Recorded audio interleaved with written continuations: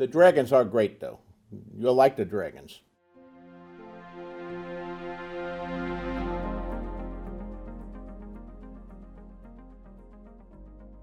Hi to all my readers. This is George R. R. Martin.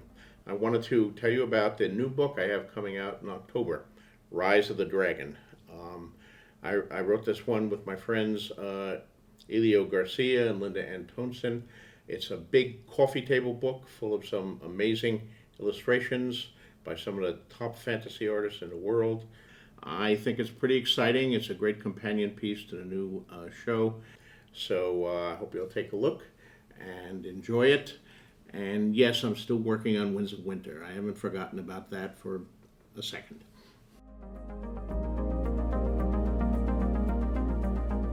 You know, that's a tough question. I don't know. Dragons are cool.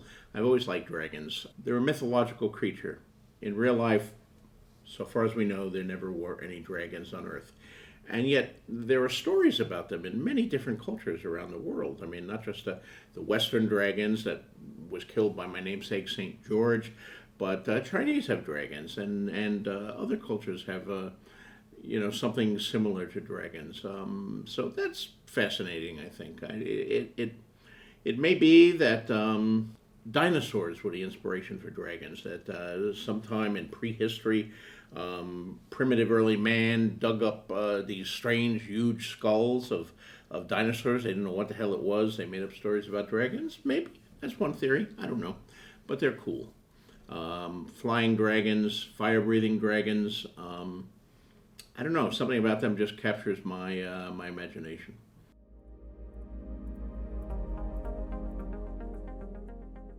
Well, of course, there's always Tolkien. Smaug is one of the greatest dragons in literature, and the version of Smaug that they did in Peter Jackson's Hobbit movies was pretty cool. Going back further in television and film, you have the movie Dragon Slayer, which came out in the late '70s, early '80s. I don't know the exact year, but that had a dragon, and it was before computer effects, so that it was harder to do special effects then. But they had a dragon called Vermithrax Pejorative, who I think up until very recently, up until movies like my television show, the Hobbit movies, up until those, Vermithrax Pejorative was the best dragon ever seen on film. They did a marvelous job with him.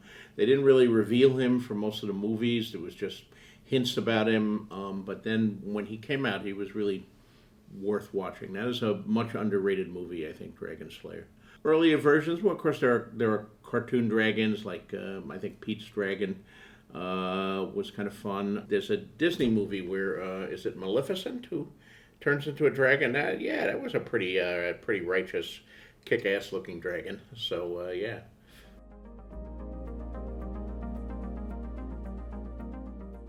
House of Dragon is based on the Targaryen Civil War, the Dance of the Dragons, which I wrote about at some length in my book Fire and Blood, which is actually written by Archmaester Gildain, a historian in Westeros, but he's writing 200 years after the events. So it's a book of imaginary history. Ryan Condal and Miguel Sapochnik, the showrunners on this, and Ryan's a wonderful staff of writers that includes some amazing talents like Sarah Hess and T. McHale, and various other people at various stages of it. But they've done a great job of translating it to a television show, and also, since it is a history, it's basically an outline with a few scenes. So they had a lot of actual dialogue and scenes to fill in. It's not as straight as adaptation as Game of Thrones was, but I think they've done a great job. As we're filming here, I have seen rough cuts of 9 of the 10 episodes, and they're really, really good, I think. I mean, I'm not objective. I don't pretend to be objective. This is my baby, but they've taken good care of my baby, and I like how it's come out.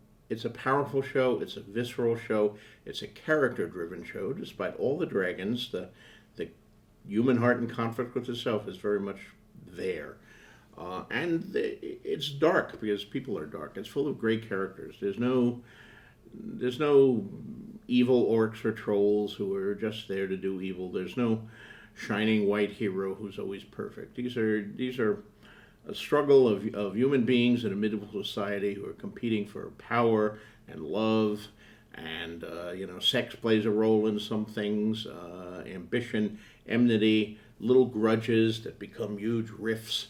All of the stuff that happens to like people in real life, whether they're wearing a three-piece suit in the modern age, or whether they're wearing a set of chainmail in the medieval age.